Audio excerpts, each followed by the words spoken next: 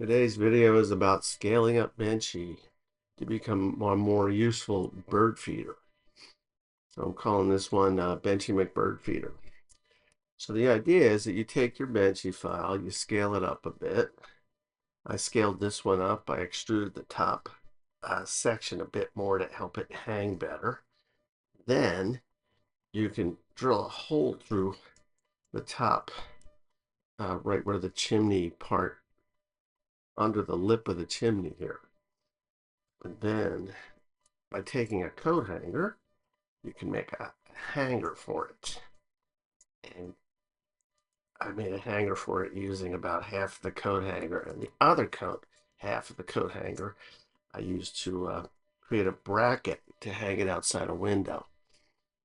Now, coat hanger wire is relatively stiff, but if you have some tin snips or you can work it back and forth, you can get a straight section that fit through to make a hanger. Yeah, see if I just get this down a bit. I can move it back up here.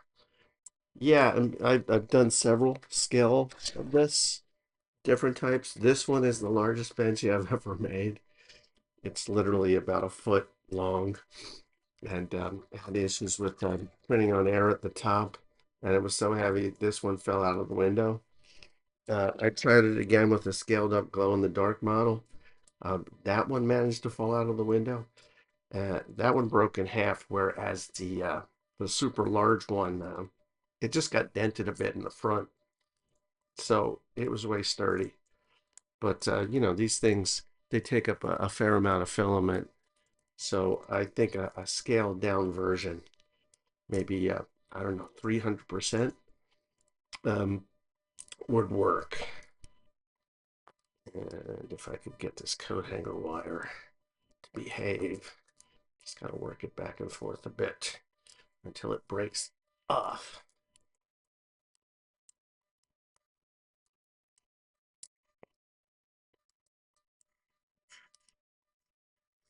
Yeah, I'd be leery of using the filament snips for this because I don't want to dull the blades. Yeah, there we go. Now I can use a pair of pliers to straighten out the tip. Figure out where my pliers went.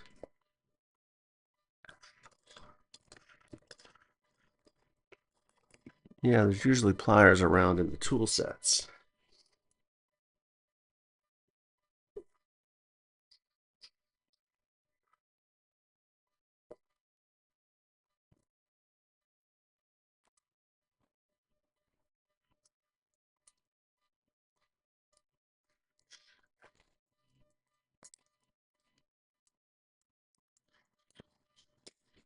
Now what you do is you feed it through the hole till it reaches the other side. I'm gonna have to straighten this out. I wish I had pliers and but I don't.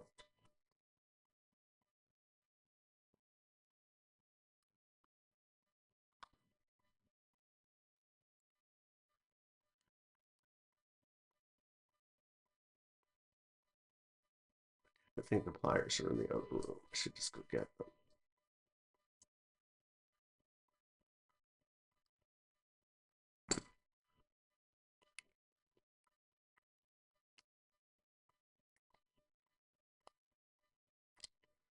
Yeah, I'm gonna go get the pliers.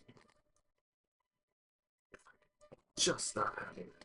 Yeah, so take a pair of pliers, you can bend out the end, and you can fit it through until it engages the other side.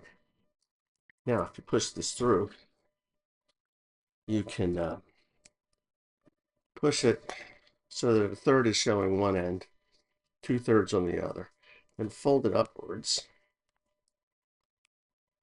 And the goal is to make a sort of a triangle coming downward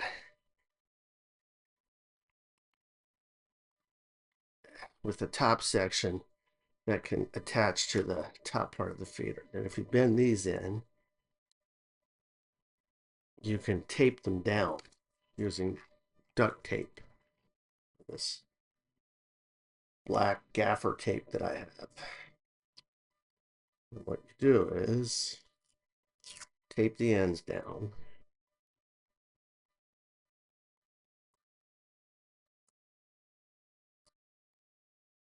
Yeah, this is difficult tape because it doesn't like to get to the beginning of the tape. So you have to move it over to convince it to come out properly. And cut a piece of the tape. And you want to put the tape onto connecting this wire at a diagonal so that you don't have any pokey parts left out. Squeeze these guys together. Move upwards. Wrap this around. And then further down. And then just continue to wrap this till you have a nice tight section. Now you've got a hook for Benchy to attach. And then we're going to go fill it up with birdseed and hang it out the window, and I'll show you guys some videos that have that. This is how Benchy Mc Bird Feeder looks up in the window with a curious cat. Yeah, we've been getting some interesting birds outside the trees here. And this is what Benchy Mc Bird Feeder looks like. The window's a bit dirty, so sorry about that. But if I open up the window, the cat would leap right out. So below it is a conventional window bird feeder with suction cups, but I figured Benchy needed a hook system. So if you see up here, Benchy is actually hanging on a piece of coat hanger wire, which is extended down to the hook that I added to it. So it's two parts. So when I need to put more bird seed on Benchy Mc Bird Feeder, all I really have to do is open up the window, get it off the hook, and bring it back inside pretty quickly, making sure the cat does not escape. Right, cat? Right, right. No escaping. No escaping.